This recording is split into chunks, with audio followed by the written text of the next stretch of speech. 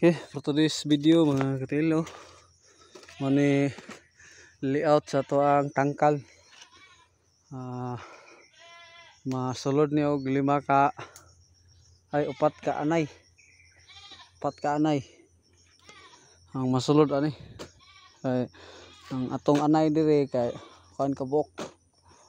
Upat ka buok anay tapos natay isa ka buok butakal. So mga baktin.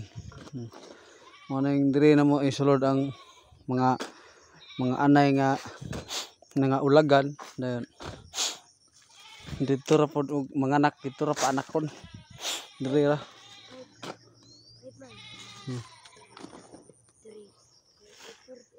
So lang atong update karon sa takna sa kahaponon og salamat sa inyong tanan. God bless. Palihog kog share. Bye.